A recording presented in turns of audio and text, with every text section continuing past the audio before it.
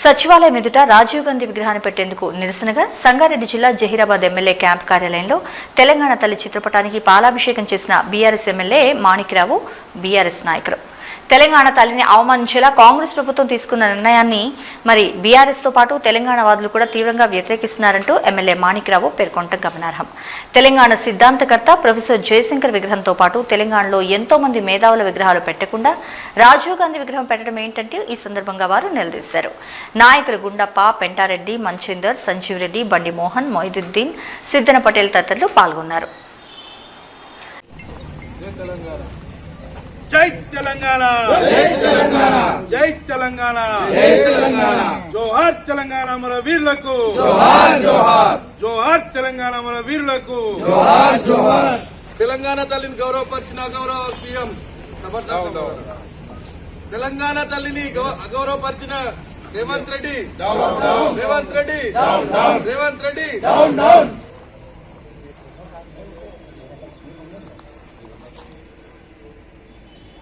खबरदार रेवंत रेड्डी, खबरदार रेवंत रेड्डी.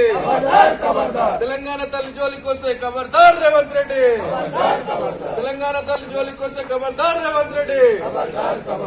जय तेलंगाण, जोहार तेलंगाణ విద్యార్థి అమర వీరులకు. వర్ధిల్లాలి కేసీఆర్ గారి నాయకత్వం, వర్ధిల్లాలి వర్ధిల్లాలి, వర్ధిల్లాలి కేసీఆర్ గారి నాయకత్వం, వర్ధిల్లాలి వర్ధిల్లాలి గారి నాయకత్వం, వర్ధిల్లాలి వర్ధిల్లాలి, వర్ధిల్లాలి మాణిక్రావు సార్ గారి నాయకత్వం, వర్ధిల్లాలి వర్ధిల్లాలి.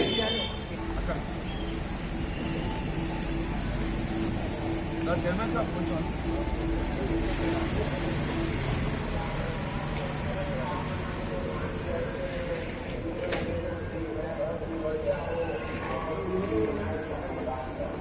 ఓంకార్ ముందుగా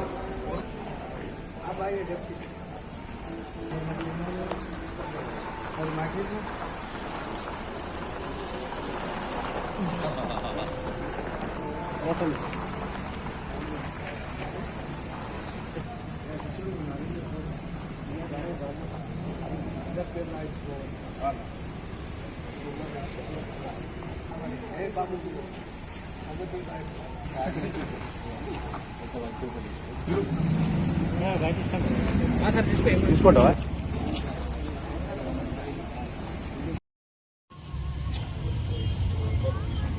వర్ధిల్లాలి మాణిక్రావు సార్ గారి నాయకత్వం, వర్ధిల్లాలి వర్ధిల్లాలి, వర్ధిల్లాలి మాణిక్రావు సార్ గారి నాయకత్వం, వర్ధిల్లాలి వర్ధిల్లాలి. జై తెలంగాణ, జై తెలంగాణ.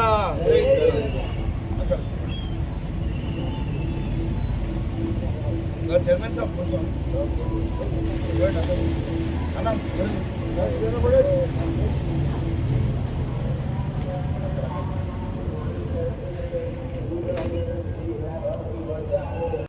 ఈరోజు గౌరవనీయులైన వర్కింగ్ ప్రెసిడెంట్ అయినటువంటి కేటీఆర్ పిలుపు మేరకు ఈరోజు తెలంగాణ తల్లి పాల విగ్రహం చేయడం, ఏదైతే ఈ తెలంగాణ రాష్ట్రం వచ్చిన తర్వాత అన్ని విధాలుగా అభివృద్ధి చేస్తున్న తెలంగాణలో ఇప్పుడు వచ్చిన ప్రభుత్వం ఏం చేస్తున్నదో ఎవరికి తెలుస్తలేదు, ఏమవుతుందో ఎవరికి తెలుస్తలేదు.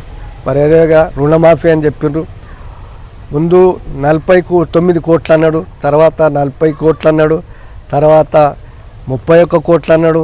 లాస్ట్కి వస్తే బడ్జెట్లో పెట్టింది 26 కోట్లు, కానీ ఇచ్చింది మాత్రం 17,900 కోట్లు మాత్రమే.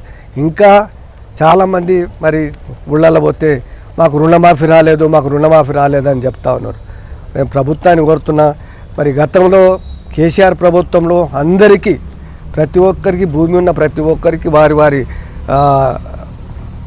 ఎకరాల చొప్పున ఖాతా చొప్పున ఇవ్వబడింది. కాబట్టి ఇప్పుడు కూడా ప్రతి ఒక్కరికి మిగతా వాళ్ళకు కూడా ఈ ఎటువంటి షరతులు లేకుండా రుణమాఫీ చేయవలసిందిగా ప్రభుత్వాన్ని కోరుతున్నా.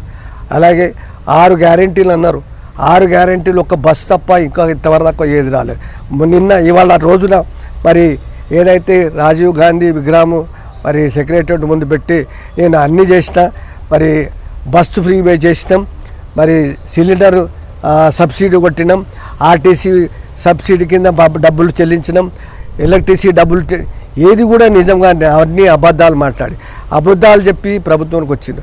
అలాగే విద్యార్థుల విషయం చెప్పి అప్పుడు అందరికీ ఉద్యోగాలు ఇస్తున్నాం. జాబ్ క్యాలెండర్ ఇచ్చిండు, ఉండి టైప్ చేసిండు, దాని మీద సంతకం లేదు. ఏ ఉద్యోగానికి ఎన్ని ఖాళీలు ఉన్నాయి, ఎంతమందికి వస్తున్నామని కూడా గ్రూప్ 1 కానీ గ్రూప్ 2 కానీ మెగా డిఎస్సి ఇస్తానని ఇంతవరకు మెగా డిఎస్సి ఇది వాళ్ళు చేస్తున్నారు.